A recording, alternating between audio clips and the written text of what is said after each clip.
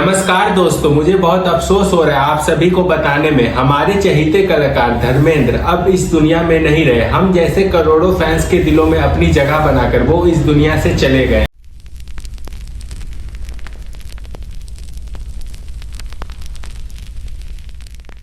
और जिस दिन उनकी डेथ हुई वो खौफनाक दिन था 24 नवंबर 2025। और मैं चाहता हूं वीडियोस में आगे बढ़ने से पहले हम सभी 2 मिनट का मौन उनके लिए रखें।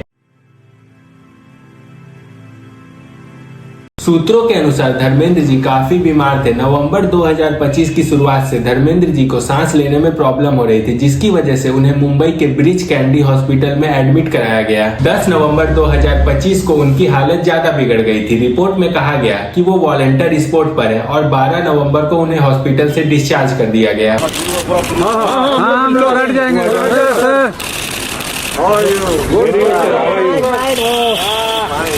Oh my God! फोटो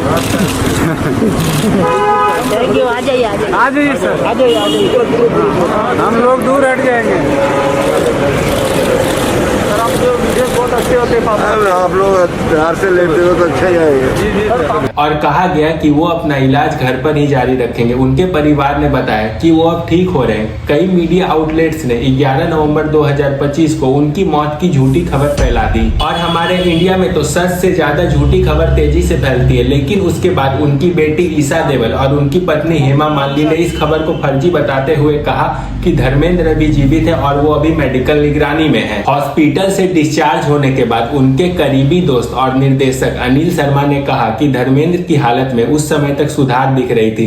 उन्होंने कहा, डॉक्टरों ने कहा है कि धर्मेंद्र जो है वो बहुत मजबूत आदमी है। और खैर इसमें कोई झूठ बात भी नहीं है, क्योंकि उन्होंने ही बॉलीवुड में बॉडी बिल्डिंग की शुरुआत की थी।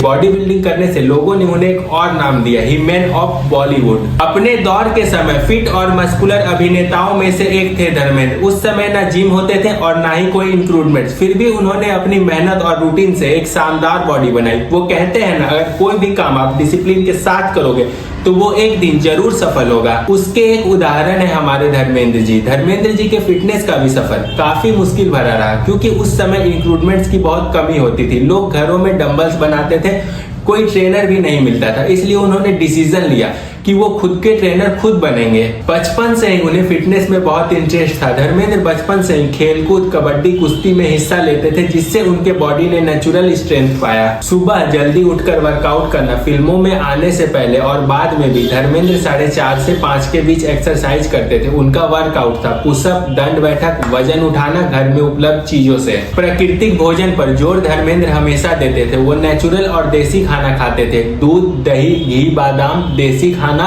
रोटी, दाल, सब्जी। और उनका मैं एक सीक्रेट बात आपके साथ शेयर करता हूँ। धर्मेंद्र जी जो है वो शाकाहारी और मांसाहारी दोनों भोजन खाते थे, लेकिन उनकी पत्नी जो है हेमा मालिनी, वो मांसाहारी भोजन के एकदम खिलाफ थी। जब वो अपनी पत्नी हेमा मालिनी के साथ खाना खाते थे वो वेजिटेरियन फूड खाते थे, और जब उन्हें नॉन वेजिटेरियन फूड खाना होता था वो किसी अलग कमरे या फिर किसी अलग जगह पर जाकर खाते थे। इससे ही पता चलता है वो अपनी पत्नी हेमा मालिनी से कितना प्यार करते हैं। ये थी उनकी बॉडी बिल्डिंग की जर्नी। काश धर्मेंद्र जी के जैसे डिसिप्लिन मेरे अंदर भी आ जाए, तब मैं कहां से कहां पहुंच जाऊंगा। कई लोग मान रहे थे कि धर्मेंद्र फिर से स्वस्थ हो जाएंगे। परिवार 8 दिसंबर उनका 19th बर्थडे मनाने की तैयारी कर रहा था, लेकिन उससे पहले ये दुख भरा खबर हमें सुनने को मिलता है। किस्मत को शायद मंजूर नहीं था, यानी अस्पताल से डिस्चार्ज होने के 2 हफ्ते बाद ही धर्मेंद्र जी का निधन हो गया। हालांकि कुछ शुरुआती रिपोर्ट में कहा गया कि उन्होंने अस्पताल में ही अपनी आखिरी सांस ले ली, लेकिन बाद में कहा गया कि वो अपनी मुंबई स्थित निवास स्थान पर है। उनका अंतिम संस्कार 24 नवंबर को ही पवन हंस श्री मेटोरिज्म वाइल्ड पार्ले में कर दिया गया। उनका अंतिम संस्कार इतना जल्दी हुआ कि उनके फैंस को एक झलक तक देखने को नहीं मिला, जिसकी वजह से उनके फैंस उनके फैमिली वालों से नाराज हैं। जिस तरह मैंने आपको कहा इंडिया में सच से ज्यादा झूठी खबर तेजी से फैलती है, उसी तरह उनकी मौत की खबर सोशल मीडिया पर पहले ही फैला दी गई। मतलब मीडिया को जब कोई टॉपिक नहीं मिलता है वो दूसरे की मौत की झूठी खबर फैलाने लगते हैं। बाद में परिवार ने इस झूठी खबर को फर्जी बताते हुए लोगों से कहा, मीडिया और अफवाहों के प्रति सावधानी बरतने की अपील की। आपके घर में माँ बाप है, आपके बच्चे हैं, शर्म नहीं आती? खैर, जो होना था वो तो हो ही गया। इंसान दुनिया में आया है तो उसे एक ना एक दिन जाना ही है। मुझे भी एक दिन जाना है, आप सभी को भी एक दिन जाना है। लेकिन उससे पहले हमें एक चीज याद रखना है, हमें अपने कर्म को अच्छा करना है ताकि धर्मेंद्र जी के जैसा हमारा नाम भी इस दुनिया में लिया जाए। अब चलते थोड़े इनके मूवी करियर, स्टोरी और सक्सेस की तरफ। 8 दिसंबर 1935 में पंजाब के लुधियाने के एक छोटे से गांव नसराली में एक बच्चे का जन्म हुआ जिसका नाम रखा गया धर्मेंद्र देवल। पिताजी एक स्कूल में अध्यापक थे, बच्चों को पढ़ाते थे। बचपन से धर्मेंद्र शांत और शर्मीले स्वभाव के थे। लोग कहते थे शायद किस्मत को पहले ही पता था ये बच्चा एक दिन बड़ा हीरो बनेगा। हमारे धर्मेंद्र जी को फिल्मों का शौक इतना था कि वो किसी भी हीरो के फिल्मों को बार बार जाकर देखते थे। उनकी पोस्टर काट कर वो अपने कमरे में लगा लेते थे। और एक दिन उन्होंने तय किया, मुझे मुंबई जाना है, मुझे हीरो बनना है। लेकिन उनके आगे एक मुश्किल ये थी कि वो एक साधारण परिवार से थे। उनके परिवार में पैसे की बहुत कमी थी, लेकिन उनका सपना बहुत बड़ा था। इसलिए उन्होंने क्या किया, अपना सामान बांधा और कैसे भी करके वो पहुंच गए मुंबई। 1960 में फिल्म फेयर हंट आयोजित हुआ। हजारों लोगों ने हिस्सा लिया, लेकिन उसमें से सिर्फ एक चेहरा चुना गया, वो थे धर्मेंद्र। यहीं से उनकी जिंदगी की ट्रेन धीरे धीरे ट्रैक पर आने लगी। मुंबई में शुरुआत आसान नहीं था, कई मुश्किलें साथ थी। कमरा छोटा था, खाने का पैसा मुश्किल से जुटता था, लेकिन हौसला बहुत बड़ा और मजबूत था। फिर मिली उन्हें उनकी पहली फिल्म दिल भी तेरा हम भी तेरे 1960 में, और यह था एक सुपरस्टार का जन्म। 1960 से लेकर 1980 तक यह पूरा दशक धर्मेंद्र की कहानी और चर्चों से भरा था। उनका एक्शन, उनकी पर्सनैलिटी, उनकी आंखें उन्हें उस दौर का सबसे बड़ा हीरो बनाती थी। उनके सुपरहिट फिल्मों के लिस्ट है फूल और पत्थर, सीता और गीता, यादों की बारात, ड्रीम गर्ल, जुगनू, दी बर्निंग ट्रेन और सबसे बड़ी शोले। इस फिल्म में इन्हें बीरू का किरदार मिला था, जो कि आज भी हर हिंदुस्तानी के दिल में बसा है। कौन शादी करेगा सालो? मुझे तो वो बसंती से शादी करनी है, बसंती से। वीरू, मैं तुमसे शादी करने के लिए तैयार हूँ। अब नीचे आ जाओ। अरे गाँव वालों, सुना तुमने भाइयों? मौसी भी तैयार है, बसंती भी तैयार है, इसलिए मरना कैंसल। अब देख लेते हैं थोड़ी इनकी पर्सनल लाइफ के बारे में। धर्मेंद्र जी की पहली शादी प्रकाश कौर से 1954 में हुई। इस समय उनकी उम्र सिर्फ 19 वर्ष थी। इस शादी से उनके 4 बच्चे थे, 2 बेटे सन्नी देवल और बॉबी देवल, 2 बेटियां अजीता देवल और विजिता देवल। हालांकि बाद में धर्मेंद्र जी ने एक बड़ा फैसला लिया अपनी दूसरी शादी का हेमा मालिनी जी के साथ। उन्होंने दूसरी शादी की और उनसे उनकी 2 बेटियां हैं, ईशा देवल और आहाना देवल। अब बात ये आता है, धर्मेंद्र जी तो पहले से शादीशुदा है, फिर उन्होंने दूसरी शादी क्यों की? इसका एग्जैक्ट आंसर मुझे तो नहीं पता है, इसका आंसर उनके परिवार वालों को ही पता होगा। लेकिन काफी खोज खबर करने के बाद और उनके इंटरव्यूज को देखने के बाद मुझे कुछ पता चला है। हेमा मालिनी से इनकी मुलाकात फिल्मों में आने के बाद हुई। दोनों ने एक साथ कई फिल्में की है, सीता और गीता, ड्रीम गर्ल, रजिया सुल्ताना और शोले। इनका जो शोले मूवी है ये काफी सुपरहिट साबित हुआ और दोनों के जोड़ी को लोगों ने इस फिल्म में बहुत पसंद किया। ऐसे ही करते करते दोनों के रिश्ते गहरे होने लगे, दोनों एक दूसरे को पसंद करने लगे। हालांकि जब धर्मेंद्र की पहले शादी हुई उन्हें उतना नॉलेज नहीं था शादी वगैरह का, क्योंकि उनकी एज उस समय बहुत ही कम थी। बहुत ही कम एज में ही उनकी शादी कर दी गई थी। धर्मेंद्र जी अपनी पहली पत्नी से तालाक लेना चाहते थे, लेकिन उस समय तालाक लेना काफी मुश्किल था, इसलिए उन्होंने बिना डिवोर्स लिए ही अपनी दूसरी शादी कर ली।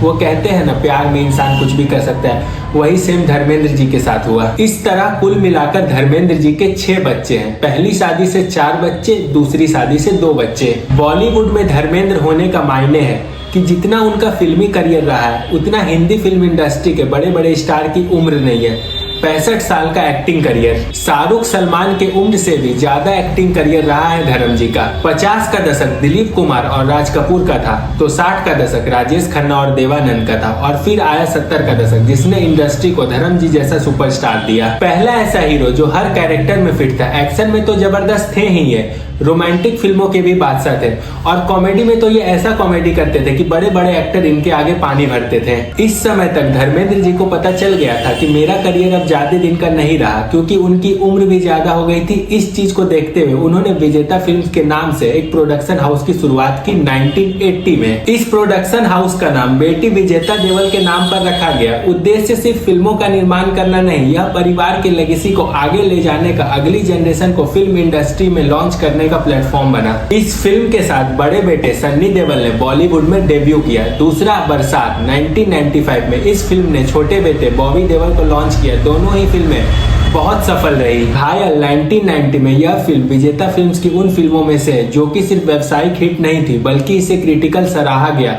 ऑडियंस ने इसे बहुत प्यार दिया, इसे व्यापक लोकप्रियता मिली और इसने विजेता फिल्म्स के बोन को और मजबूत कर दिया। उसके बाद इस प्रोडक्शन हाउस की कुछ फिल्में फ्लॉप भी हुई, जिसकी वजह से सन्नी देओल का करियर खतरे में आ गया था। उसके बाद इनकी एक फिल्म आई अपने, जिसके मुख्य कलाकार दोनों भाई थे, सन्नी देओल और बॉबी देओल। यह फिल्म परिवार की एकता को लेकर बनाया गया। फिल्म काफी सुपरहिट साबित हुई, जिसकी वजह से विजेता फिल्म फिर से अपनी पीक पर पहुंच गया। विजेता फिल्म्स ने एक फैमिली स्टूडियो की तरह काम किया, जहां परिवार के सदस्य सन्नी देओल और बॉबी देओल को लॉन्च पैड मिला।